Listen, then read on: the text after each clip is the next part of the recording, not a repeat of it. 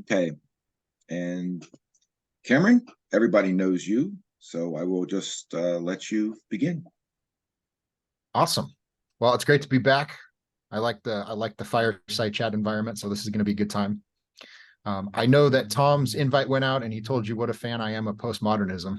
So we're going to talk today about how postmodernism and some of its subsequent ideologies have infected science and are metastasizing and causing some very serious problems, and not just in the domain of introducing bad ideas, but actually harming public health in some serious ways. So I want to talk about that, and then I want to give some real world examples that I've dealt with in articles and that are ongoing. And then I want to talk about how we can solve this problem, because there's trouble on the horizon for sure if we don't get this under wraps. So let me begin with this though. There was a few months ago, I had some sort of rash on the back of my leg, and I didn't know what it was.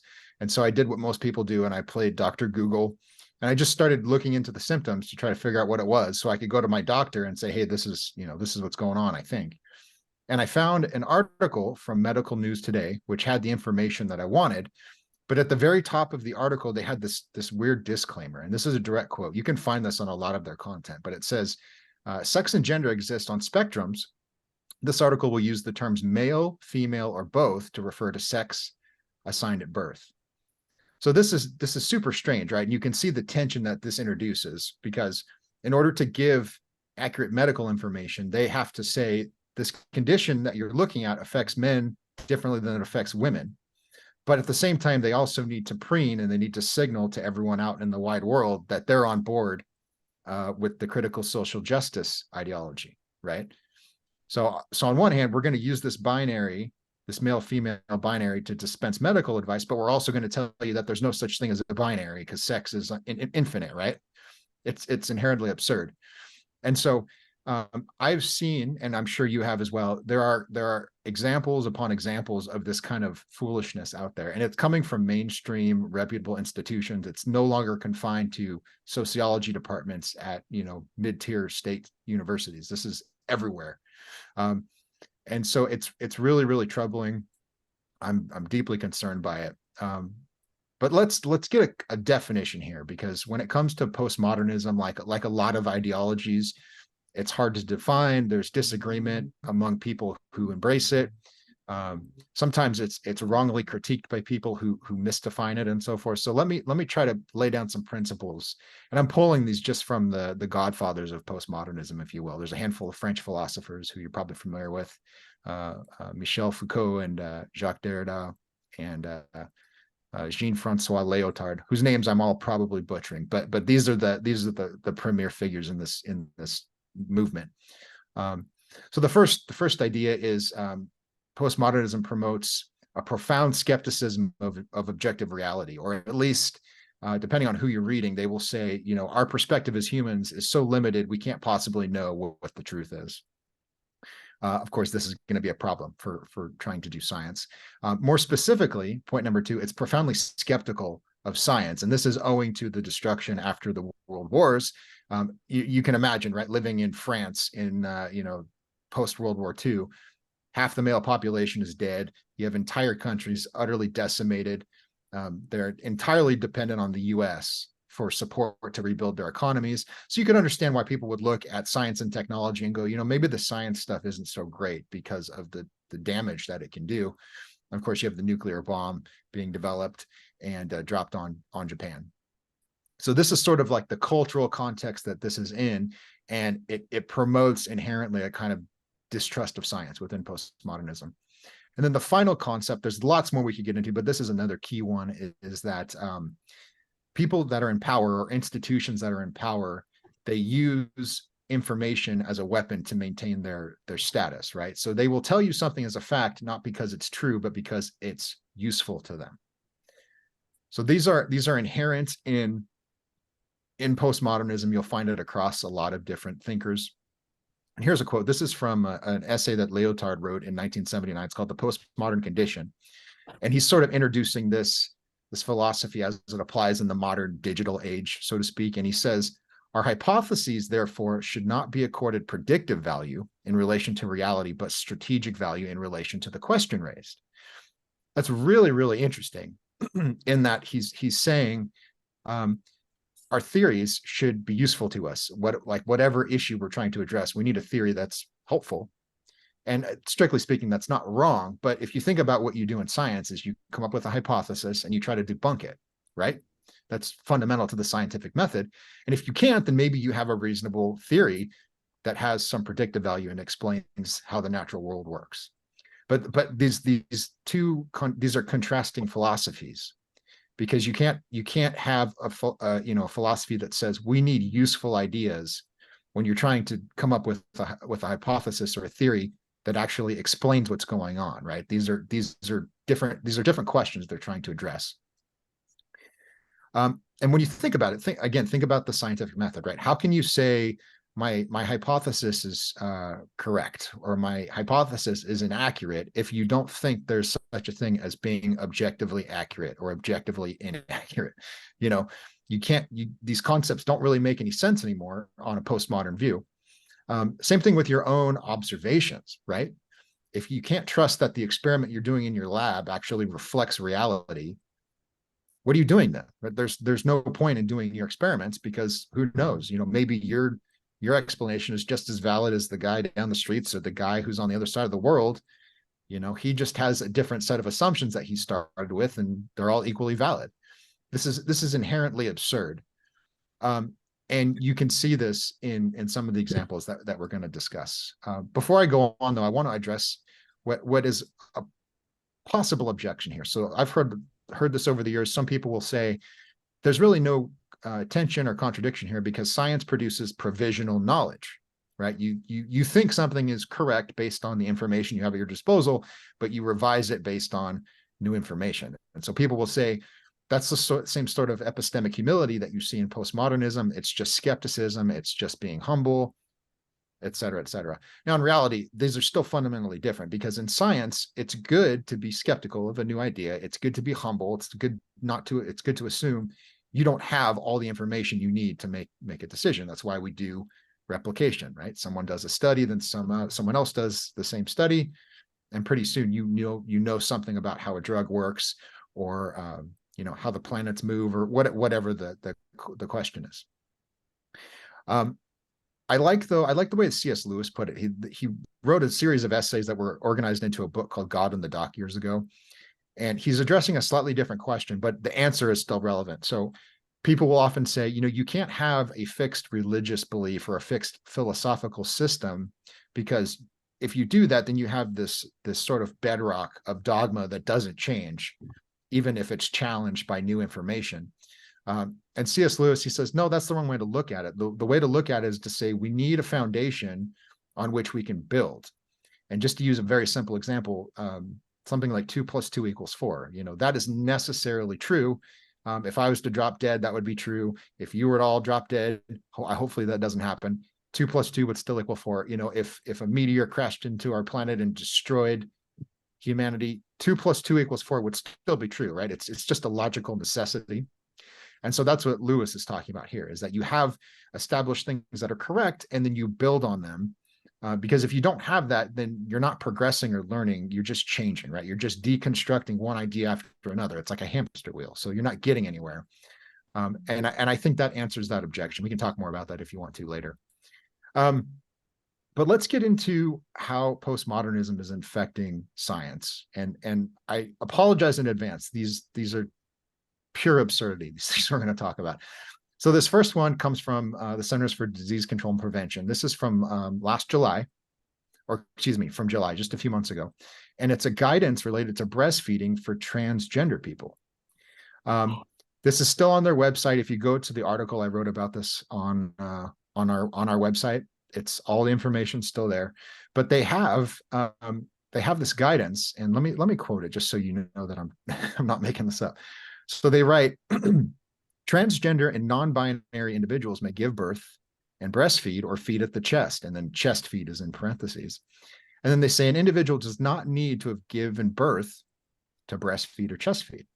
And this is just stated as sort of like this is just a scientific fact. Everybody knows this. But of course, that's absurd on its face, right? We know that women begin to lactate during pregnancy, and then once their babies are born, they can breastfeed. There may be a handful of exceptions where, maybe a woman adopts a young child and she may be able to breastfeed in that case. But what the CDC is saying, and they're pulling from the Academy of Breastfeeding Medicine here, is they're saying anyone can breastfeed. Doesn't matter if you're a man or a woman or a Z or a Zer, anyone can breastfeed. And that's just stupid, right? I mean, I don't think anyone needs me to explain that here, But the problem is it's not just that it's absurd, which is an issue unto itself, but there are public health ramifications here too. Because in order to stimulate lactation or to stimulate milk production, you often have to take some sort of really powerful drug or some sort of supplement. And the drug most commonly used for this is called domperidone, and it's used off label. It's an antiemetic. It's used for gastrointestinal conditions that are really severe. But it's not legal here. The FDA banned it in 2004, specifically for this use. And they said, look, this is dangerous. This can cause heart arrhythmias, can cause sudden death, right? This can cause cardiac arrest. So we do not allow women who are trying to breastfeed to take this. This is bad news. And they also said, we have almost no data on how this affects breastfeeding babies. So since 2004, it's not even legal in the United States. So in essence, you have the CDC recommending the use of a drug or some other substance like it that could be very harmful to a mother and child, and I suppose to a man as well if he's trying to breastfeed, right? It's just what a silly concept this is, Now, if you read into the CDC recommendations, which I did, there's a single case study of this, a single case study of a man apparently, producing some sort of milk-like substance, and he was able to produce a little bit to feed this baby, which heaven forbid, I don't understand who would do this. But then he had to supplement with formula, and of course they didn't know long-term what the consequences were for the child. And they say this in the case study, and the ABM says this as well in their guidance document. They say there's just not a lot of clinical research on this. And so in order to answer these kind of questions, we're going to do qualitative research. So in other words, instead of, making a firm determination, a science-based public health guidance, based on a single case study and based on literature they acknowledge does not exist, they're going to tell people that anybody can breastfeed. I can't stress how crazy this is. Like we wouldn't accept this for a vaccine. We wouldn't accept this for any kind of cancer therapy, anything, right? We would demand, the scientific establishment would demand, and then consumers would say, I want better evidence before I take a drug or whatever. But because of this sort of critical social justice ideology that has just spread through our society, major institutions are going to go, oh yeah, let's move ahead with this. And that's just crazy to me, that we would recommend things with zero evidence behind them. And then when you say there's no evidence, you go, well, we'll just find a new way. We'll interview people that do this and we'll get their opinion on it, right? This is what qualitative research is. It's surveys of people. You can't do clinical research under this kind of approach. It just doesn't work. So that's the first one. The second one I think is even more crazy. I talk about this in the same article that I just referenced. That's on ACSH.org. Around the same time, the website The Conversation, they're a nonprofit. They're funded by the Gates Foundation, and their mission is to sort of bring academic science down to a level that lay people can understand, which is great. We need people doing that. But they put out an article, and the article was defending pregnant women taking testosterone while they're pregnant because they are transitioning. They want to become men. And in order to go through this transition to have this gender affirming care, whatever they call it, testosterone therapy is a part of that. So you can get some of these secondary sex characteristics that men have. So lower vocal tone, body hair, muscle, and so forth. Problem is, though, the limited evidence we have for this indicates that it's very harmful to children. Right now, there's no institutional review board in the world that would say, yeah, pregnant women should take testosterone. Let's just see what happens. But there are rare cases where women have a medical condition, and for some reason they produce greater amounts of testosterone, and you can see the effects that this has on children. And we're talking about like very serious side effects. So there's a greater risk of intersex conditions. There's a greater risk of psychiatric disorders, autism, ADHD, obesity. I mean, these are, in many cases, these are lifelong medical issues. And the conversation article, it's written by two sociologists who are looking at this question. They interviewed a bunch of physicians who treat these patients, and they said, why would you discourage them from taking testosterone? And they said, well, look, this is the only evidence we have. It would be unethical to do further experiments on developing babies. So therefore, we're not going to recommend our patients take testosterone. That's just pure absurdity. And the rebuttal from the conversation was, that's a real bigoted perspective, because there's biodiversity, and we just need to accept that people are different when they're born. And this is frankly promoting eugenics on your part. Like that's their response to these physicians. And again, that's of course purely absurd, right? Because on the one hand, physicians are supposed to make people better. They're not supposed to make people sick because it's sexy and it's acceptable politically to do so. And then, the idea that preventing your patients or their children from developing a serious disease is eugenics is just silly, right? It would be one thing if they're like, we're only going to let, these people become partners and have children because we want a pure population, like some absurd kind of goofy, kind of a Nazism, right? That is truly evil. But to say, I don't want my patient to be born with a child or their child to be born with autism, I think that's just good medicine, right? I hope nobody doubts that, So, but this is the sort of territory we're getting into, where we have high-powered academics and websites and organizations backed by billionaires who are promoting this message. And that's just crazy to me. I can't really fathom that that's going on. Cameron, I think somebody has a question. Yeah. Do you mind if we hold it till the end? Yeah, sure. Well, yes. No, okay. Go ahead. Yeah. Happy. We'll have as long as you guys want. We want to have a discussion. Happy to do that. Just one final example before we move on here. This is from Scientific American. This is from just a recent edition of the magazine. It was the cover story, and it was called Female Hunters. And the authors of this article, they're anthropologists, and they're taking exception to the idea that in our evolutionary past, men were primarily hunters and women were caretakers and mothers. And they point to some evidence, and they say, there's evidence of women doing some hunting. Therefore, there was pure equality between the sexes throughout our evolution. And the reason we believe otherwise today is because of sexism and patriarchy in sports and in our society more generally. There's no evidence behind this. And I'm sure some of you are familiar with Dr. Jerry Coyens, an evolutionary biologist. He's retired now, I think, but he was at the University of Chicago, and he just does not suffer fools when it comes to these kind of questions. So he looked at the Scientific American article, and he said, this is nonsense. And he actually dug into the literature, and he said, what you've actually found here is evidence of, in some communities, you have women trapping small animals. But the overwhelming evidence shows that when it comes to like hunting big game or chasing down an animal that's fast, it's a big man with a big spear.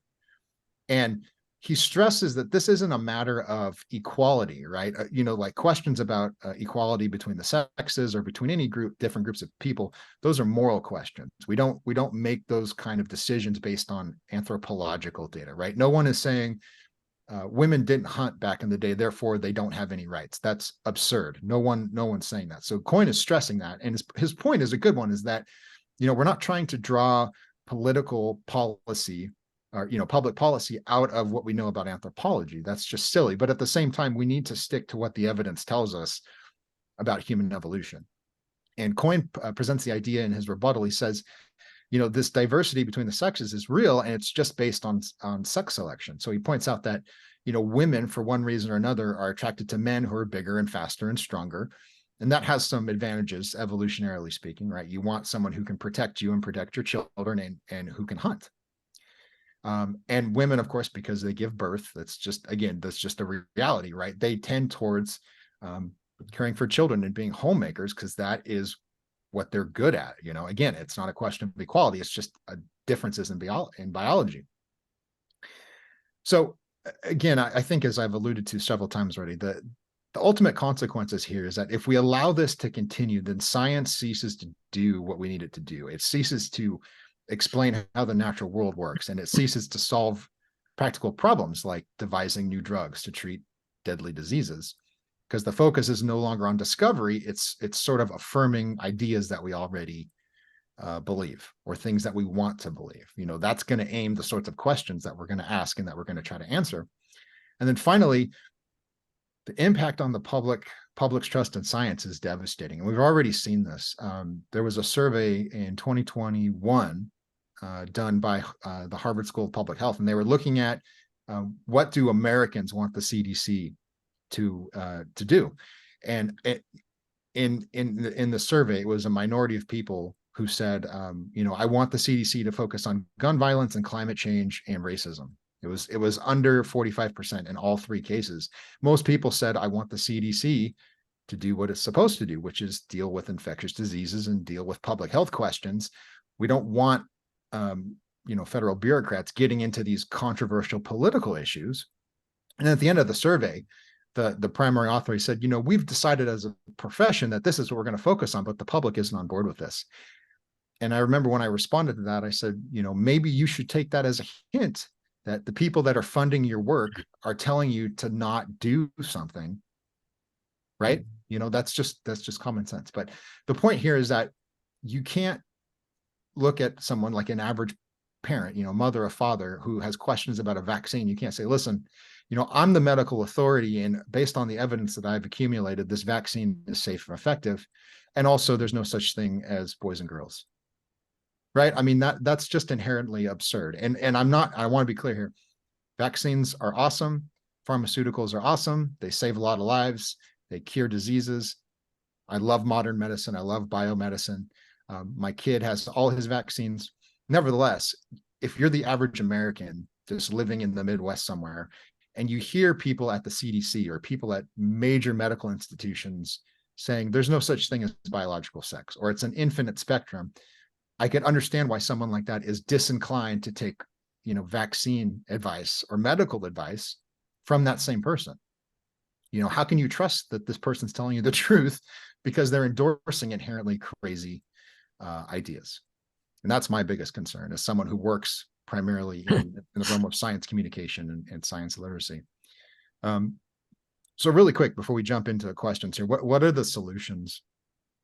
There's no easy answer. I wish I could press a button and say, we're just going to make all this craziness disappear. But I think what we need organizations like ACSH, which of course you all make possible, right? We need organizations that will look at this stuff and go, this is nuts, And as a recent example of the success we've had with that, last year, I got to go on the Dr. Phil show and talk about fat acceptance and body positivity. So I wrote a series of articles about how nuts it is to tell people that obesity is just a lifestyle choice and it's an identity. It's like, no, it's a risk factor for diabetes is what it is. And I say that as someone who struggled with my weight throughout my youth. This is very harmful. You don't want to tell young people, especially on social media and, through whatever media they're consuming, that, if they struggle with their weight, that's fine. Just you be you, live your best life. We need to tell people that something they're doing is harmful. We don't need to be cruel about it, but we need to tell them the truth. So that's the first thing. We need more organizations like ACSH. And I think this has a downstream effect, because when people see a compelling case being made against a bad idea, then they feel more comfortable about jumping into the discussion or having their opinion more publicly or vocally. And you see this in academics like Jerry Coyne. He's an example of a bona fide scientist who's well respected in his field, who just is throwing down the gauntlet and is just saying, I'm not going along with this. This is foolish. Same thing with Colin Wright. He's much younger, but he's an evolutionary biologist. A few years ago, he was kicked out of a tenure track position at a university for taking on what he calls sex spectrum pseudoscience. This idea that sex is a spectrum and gender is a social construct. He's not having any of this either. And he makes very compelling arguments. But the more you have high profile academics and you have institutions like ACSH pushing back on this, this is how we right our ship. And then, as we were talking about briefly at the beginning in sort of a tongue-in-cheek matter, we need people in the younger generation, like people like me and younger, right? We need people to live normal lives, get married, have kids, sign them up for Little League, take them to church, just live normal lives and teach them facts and teach them how to think about the world around them. And then these ideas over time will die out because they're foolish, and I think this is important. This is why they're being pushed in an educational setting so heavily, is because you need children to learn that, oh yeah, maybe I'm not a boy, maybe I'm a girl, or maybe I'm a zer, or maybe, you need younger kids to carry these ideas forward. So the answer is to have kids and don't teach them bad ideas. So I'll stop there. Just a very brief overview of the issue, and then happy to talk as long as you guys want to talk.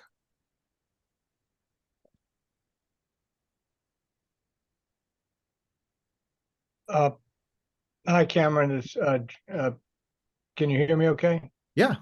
Great. The part that I've been most frustrated by among so many things is the a pretense that somehow this remains science, and that and the question really is anyone explicit that the purpose changes either the idea that the end game is the search for truth, or that the purpose explicitly changes the standards for how you determine truth, because they couldn't possibly be applying this to the rest of the field, although that's what we believe consistency and logic would require. Mm-hmm. But no one could do that in their work. They couldn't stay alive. They couldn't cross the street. Right. If you did that. Yeah, it's a strange sort of a tension. And again, you see that in all the examples. I think what's happening, and this is ironic, is you have researchers who are trying to do their work. They're not trying to get involved in the culture war. They're just trying to go along to get along. And so a lot of them are paying lip service to this, so they'll put their pronouns in their bios on their websites and on their social media, and then they go to work trying to treat a disease that affects primarily women. So I think there's a lot of that. There's a lot of cover your ass, keep your head down sort of thing.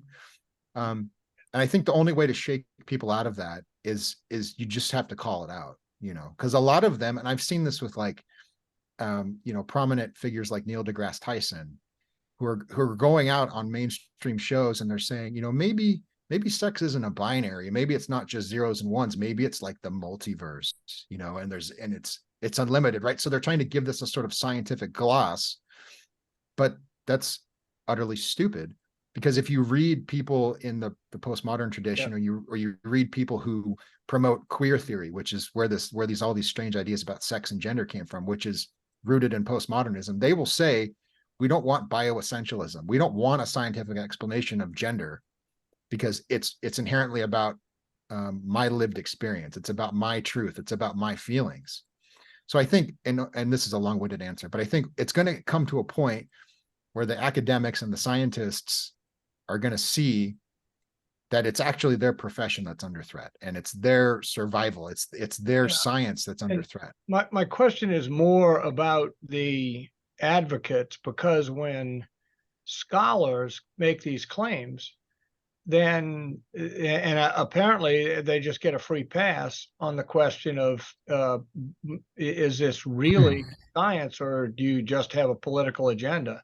Mm-hmm. Which is to me what I can't come up with any other reason. If you say, what's your purpose? No one lives like this. Yeah. So it's really the advocates. It's not, I think you're right that, I think the only choice you have is to continue to just make you can't parody this stuff.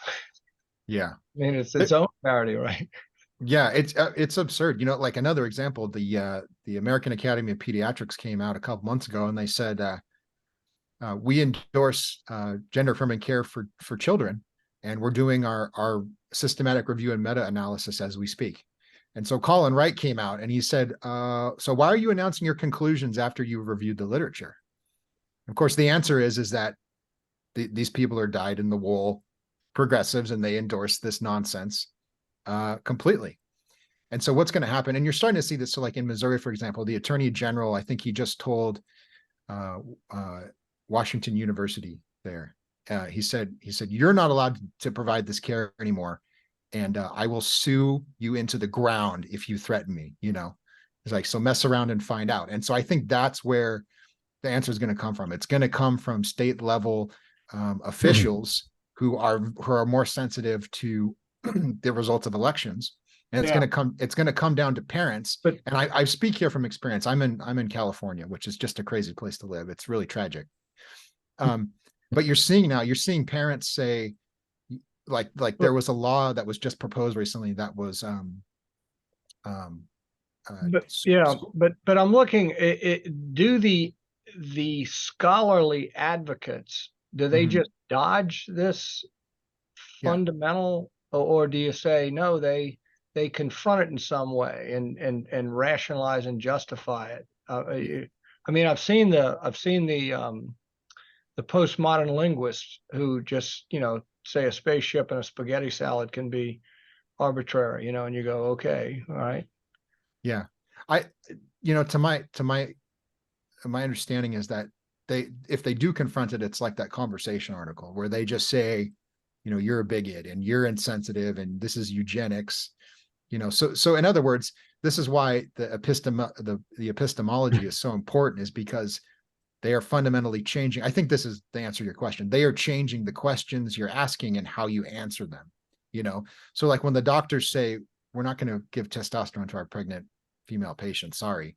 And their answer was, well, you know, that's a bit harsh of you. You know, who are you to judge, right? Like, so they're changing the questions, I think is the best answer I can give. Because they want to control the lexicon. Right. Yeah. Yeah. And it is all about language. Anyways, Mick, did you have a question too? Yeah. Hi, Cameron. Thanks for your perspective here.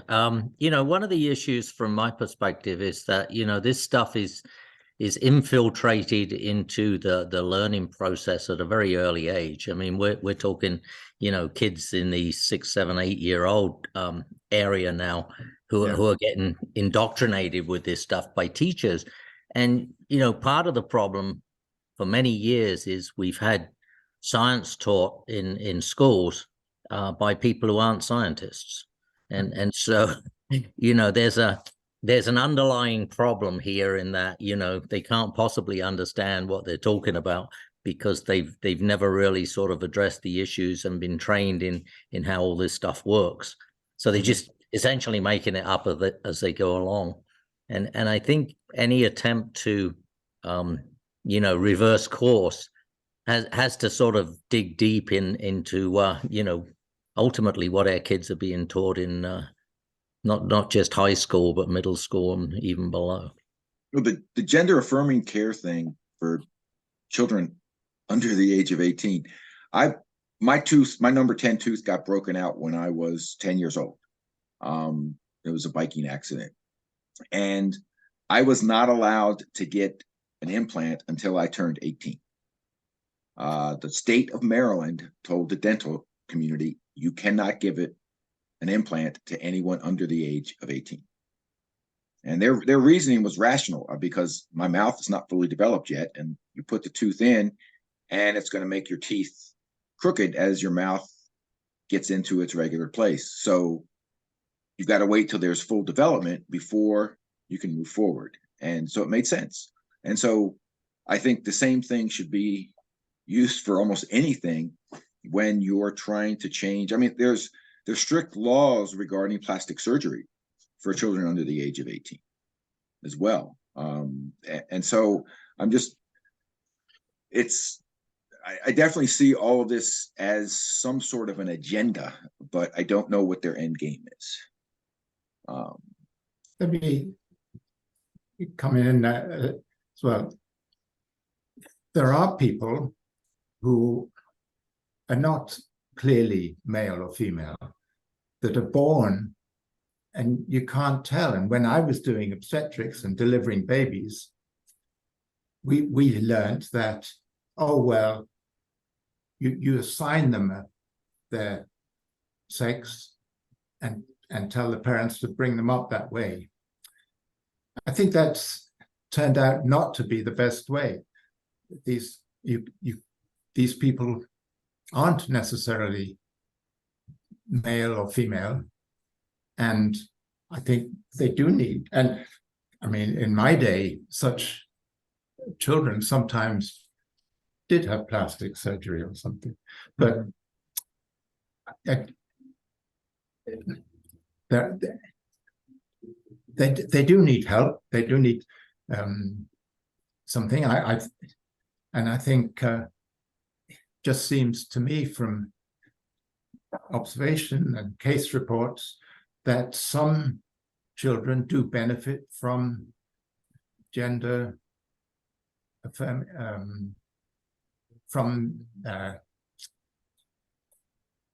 help, not just psychological help, but hormone help during their teenage years.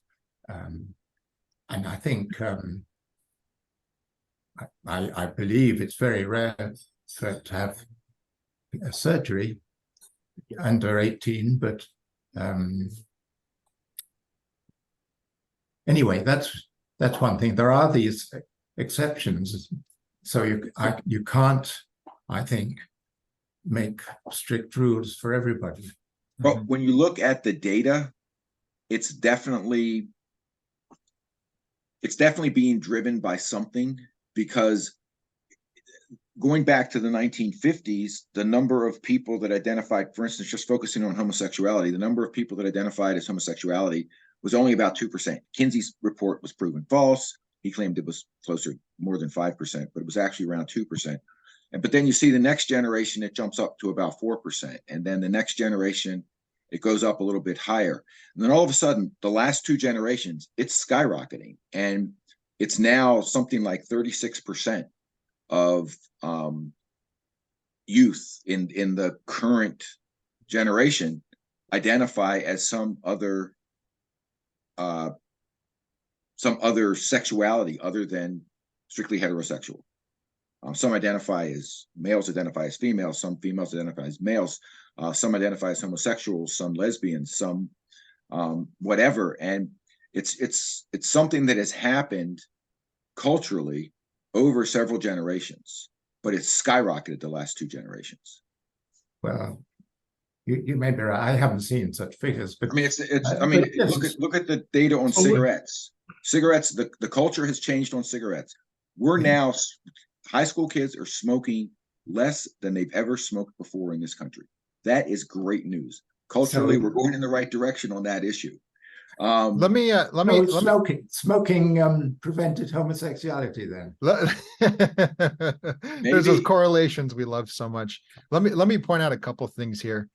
So I've looked at a few estimates, and one of the more recent ones that I found from Jerry Coyne was the frequency of intersex conditions is something like 0.018%.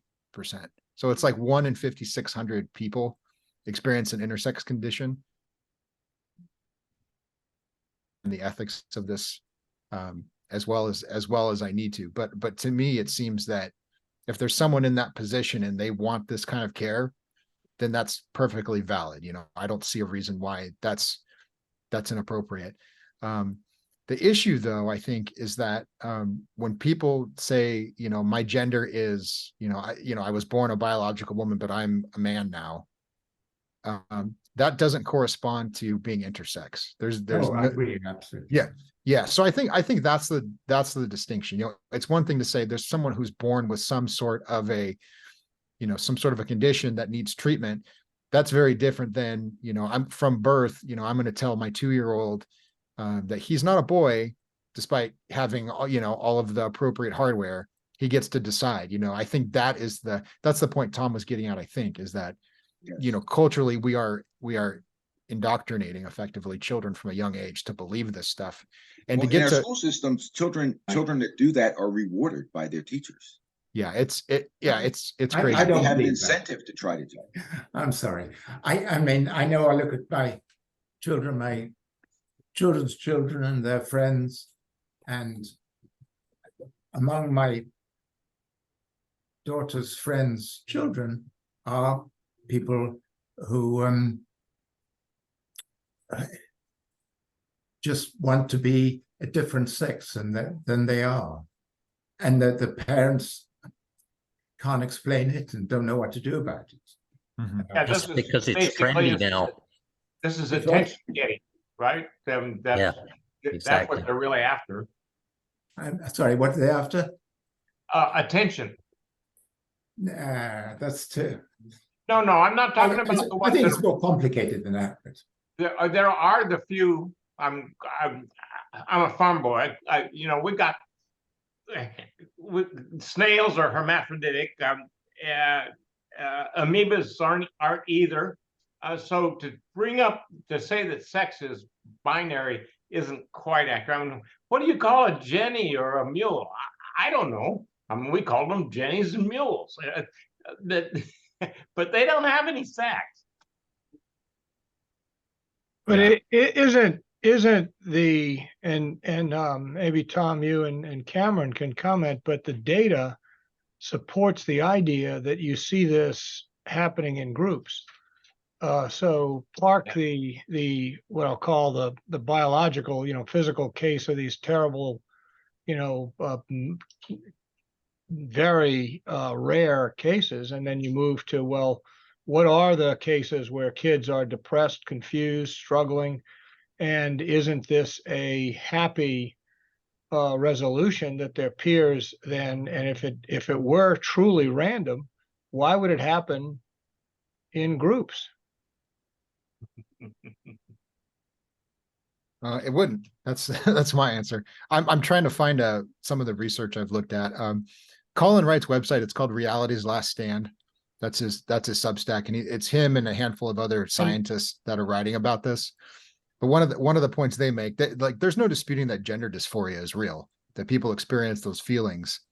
But what they've said and the research that they've done shows that children tend to grow out of this, or they grow up and they turn out to be gay or lesbian. And so instead of giving them drugs like Lupron, which are for precocious puberty when they're perfectly healthy, which have very serious side effects, or allowing them to have surgery when they're 17 or 18 or whatever, there's better ways to treat this that aren't permanent. And that's the fundamental problem. Is there are a lot of cases of these kids who grow up and they go, I made a horrible mistake, and these are becoming more and more common as we have more experience with this. And that's the alarming part. It's not that we need to deny that people experience these feelings or that they don't have a biological basis even. It's that we need to just act like this is a reality of the world we live in, and allow people to do, what they want to when they're 12 or 13. And isn't that the heart of the problem?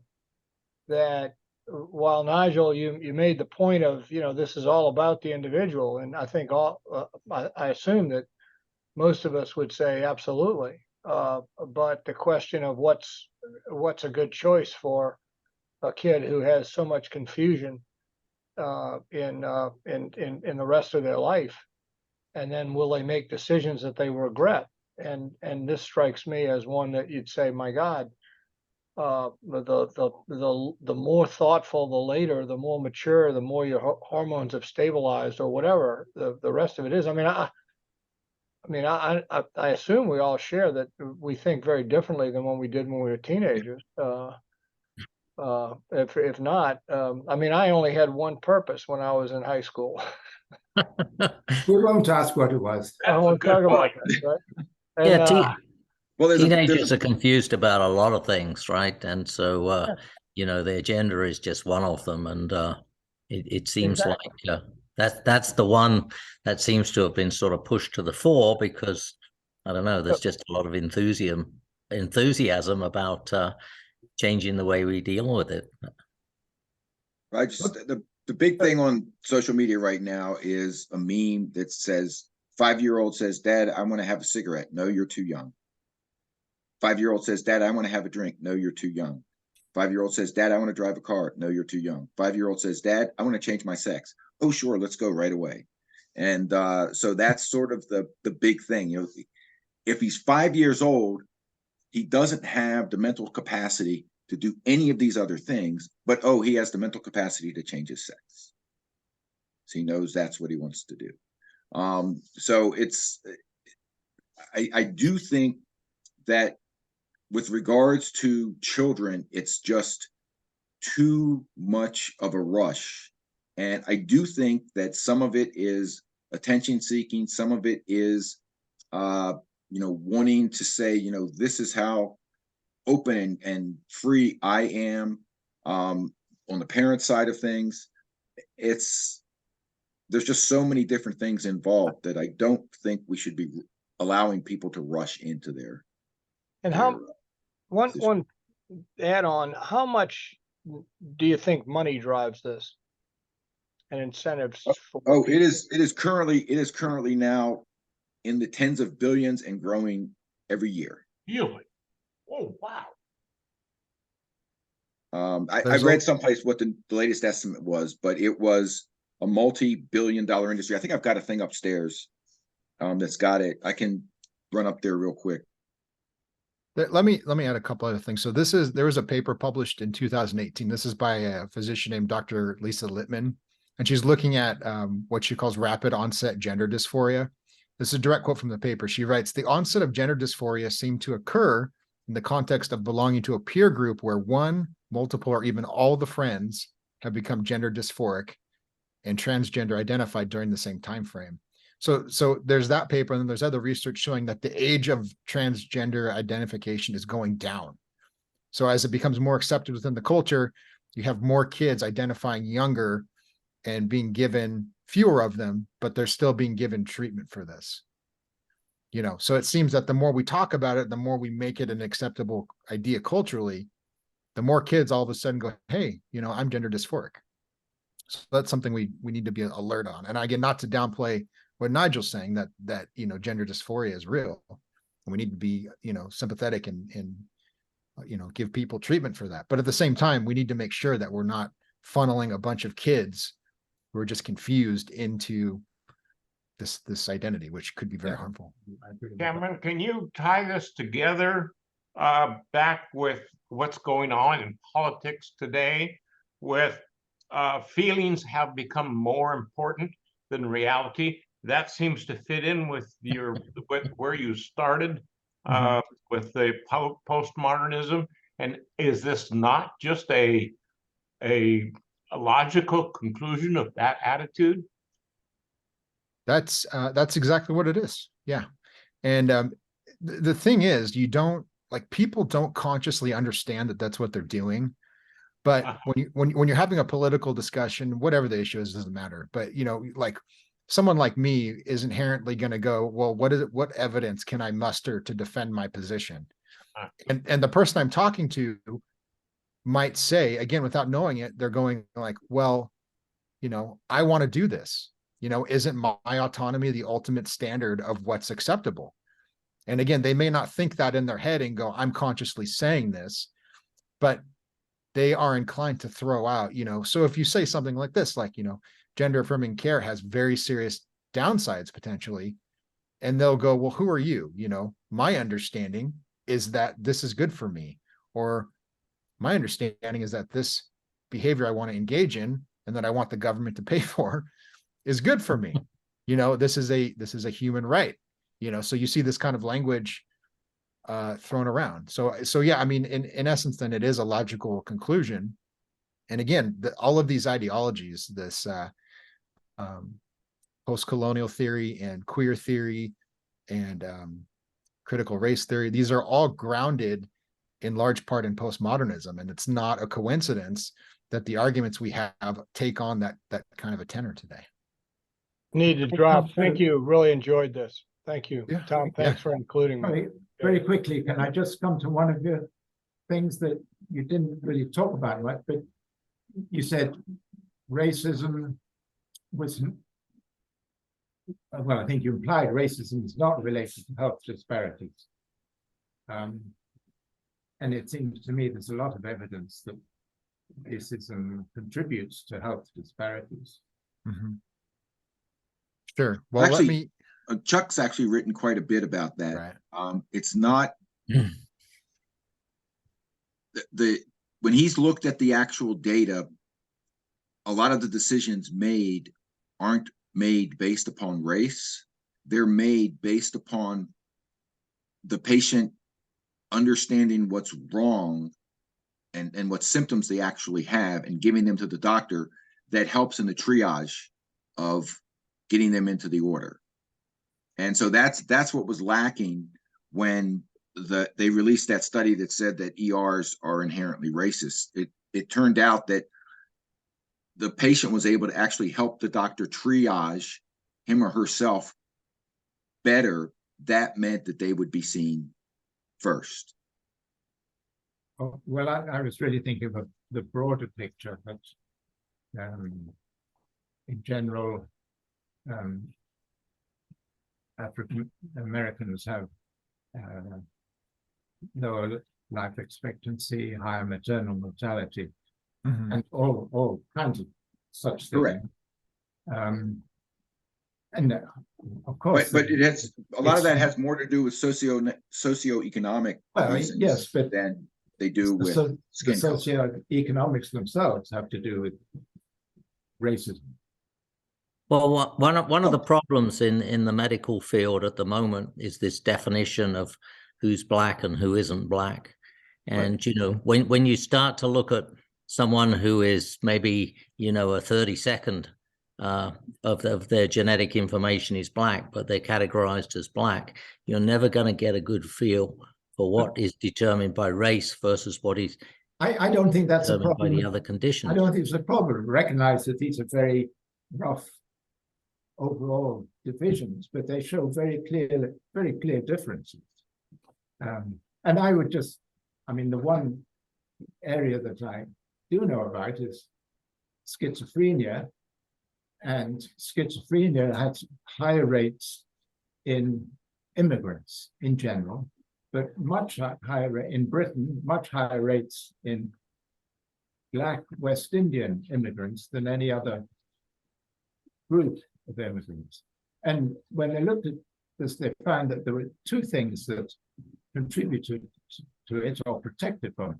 One was active discrimination, and the other was the community that they lived in, so that West Indians don't have much community support, whereas Indians and Pakistanis in Britain are just as liable to be discriminated against, but they have enormous community support.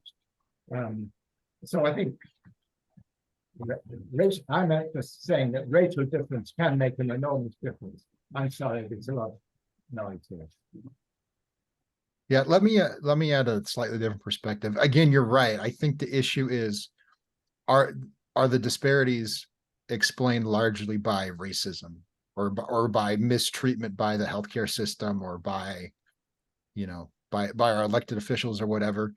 That's the question that's in dispute. And I think, again, part of the problem is you have the cultural elite, whatever, you know, the scientific establishment, you have them. And by the way, I've taken this from a book called Life at the Bottom by Theodore Dalrymple, who was a psychiatrist in I don't know if it's called inner cities in England, but he, in a low income neighborhood in London, he worked at a hospital and an adjacent prison. And he points out in this book at the very beginning, he says, you know, we have this sort of relativistic idea culturally that says we're not going to judge people for decisions that they make. We're not going to tell them that some behaviors are good and some behaviors are bad. They're just different, and it's really up to them to decide. And he said that in his work in healthcare, he could see the impact of that, is that from a young age, people are told, again, I sort of alluded to this earlier, they're told, you know, diet doesn't really matter, or, you know, you can choose what you're going to eat and it's part of your identity and you can't be judged for that. And so when those people get older and they're 45, 50 years old and they're type 2 diabetic and they're obese and they're suffering the consequences of that, you could look at the data on that and you could go, wow, this group of people was clearly discriminated against because their health outcomes are poor. And I think, and again, this is somewhat controversial, you know, and you know, it sounds like there's a little bit of disagreement here. That's okay. But it sounds to me like we are, in a way, sort of creating a self-fulfilling prophecy, because we're telling people when they're young, when they're starting families, when they're kids, that certain things they do are fine. And then when they get older, we go, well, these problems are clearly the result of discrimination. I don't think that's, strictly speaking, the case. No, well, I agree. And talking about telling what people what to do, we should certainly tell them not to be smoking marijuana when they're young, because that certainly increases their chance of schizophrenia, increases their chance of or it can lower their IQ. So it's impossible to get away from these days, Nigel. And I don't know if you saw this recently, but there was a tennis tournament in New York, and I guess there was a park behind the tennis stadium, and the players were actually complaining of all the smoke coming over the wall. You're muted. You're muted, Nigel. Sorry, like Great Barrington. You drive through Great Barrington and you smell the marijuana. There is, in this tiny little village, there are 7 dispensaries selling marijuana. Let me recommend a book. I'm not getting paid for this, but this is by Thomas Sowell. It's called Discrimination and Disparities. Really good book. And he's an economist from Stanford University. He's at the Hoover Institution, I think. Former communist, by the way. Oh, I didn't know that. Interesting. But in any case, he in this book and other books, he makes the point that when it comes to disparities in income or healthcare or whatever, he says one of the key causes of that is that you have different ethnicities or races, whatever you want to call them. In many cases, they're not the same age cohort. So for example, in Black Americans, they tend to be younger on average than white Americans. And as I think everyone here understands, the older you get, the more skills you accumulate, the more experience you accumulate, the more money you make. And so you could look at these two groups and you could say, well, that's weird. These people have poor health outcomes and they also have less money. They have lower incomes than this group over here. Well, clearly that's discrimination. And what Sowell says is like, no, there's a much more benign explanation, which is they just have less experience earning money. And as a result of that, they have fewer resources. They have less access to healthcare and to education, so on and so forth. And so again, not to minimize that discrimination occurs, because it does. I think we all know that, especially if you look at, the history in this country, racism was just a fact of life. Like outright institutionalized racism was just part of the deal, tragically. So we can't diminish that, but at the same time, we need to look at all of the variables involved. And I think that's what's the frustrating part, is you're not allowed to do that today. I saw a study in the New England Journal of Medicine a couple months ago that linked mask use during COVID to settler colonialism and systemic racism. So they were saying, right, we need universal masking because settler colonialism caused higher COVID rates among Black Americans. This is the level of absurdity we're at, where you have epidemiologists doing masking studies and they're trying to link it to racism in England from 200 years ago. It's like it doesn't make any sense, frankly. So I guess who's the author of that book you mentioned? Sowell. Thomas Sowell, and the book is called Discrimination and Disparities. Really good. Sowell. Yeah. Yeah, really. Don't try to read his books on labor. I usually have to read those 2 or 3 times to fully understand them. They're so deep. As he got older, his writing ability was geared more towards people of my intellectual capacity. But when he was first writing, you had to have a PhD in economics to get the book. But he has become a very good writer. He's also written a very good book about higher education system as well. He's just very prolific and very highly quoted on social media. Because he has some really good one-liners that he throws out there. But since we were talking about postmodernism, this is kind of tangentially related, but it's a quote I came across last week.